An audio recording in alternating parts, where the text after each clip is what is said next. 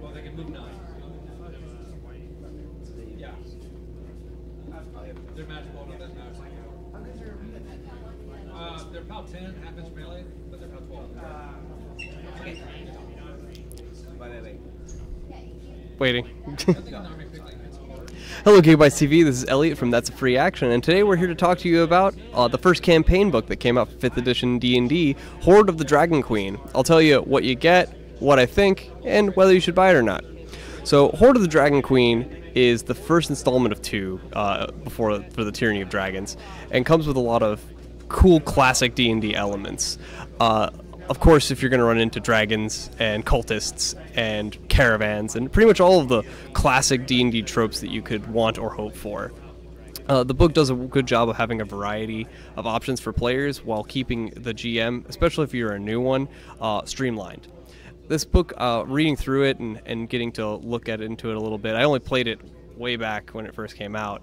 So my memory is a little fuzzy from what I actually did, but it's a lot of fun. I mean, killing kobolds, having mystery, having a lot of different routes of attack and planning makes it a very effective playing tool. In terms of stuff that you get a lot of maps, you get a lot of characters. I even think that as a side option, they have a bunch of side characters that you can choose to like flesh out a caravan, which I thought was really cool, especially if you wanted to experiment and use them in other places, like to liven up your world. Other than some of those aspects, a lot of the maps are really helpful. That are good. All of the maps with the D&D campaign books are all really good, in my opinion. Some better than others, and this one does a really good job because it's not too flowery. But it's still just as fun and fantasy-esque, especially when you run into like bullywugs and things like that, because you end up into a little bit of that weird territory where you wouldn't quite, if you're not accustomed to the 5th edition D&D world, you might not think about it as much. So, in terms of what you would want to use this for is more of a starter one. Of course, since it was the first one that came out with 5th edition.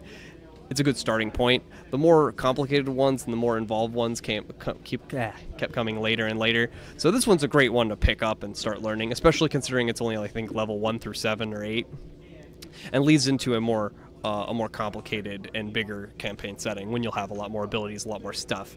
Limited magical items that come with this book. Obviously, when you play around with it, I always like to take these and mess up all the stuff and just use it as a source, use some of the maps and stuff as source material.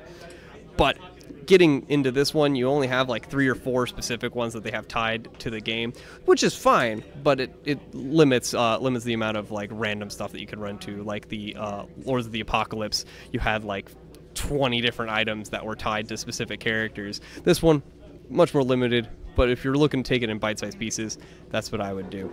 Then I would choose this one. Obviously, then, whether I think that you want to get it or not, I would say, especially if you're going to want to have a complete collection, this one is a great choice.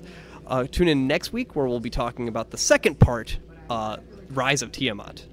All right, everybody. Well, I'm Eliot, and that's a Free Action. Thanks for stopping by.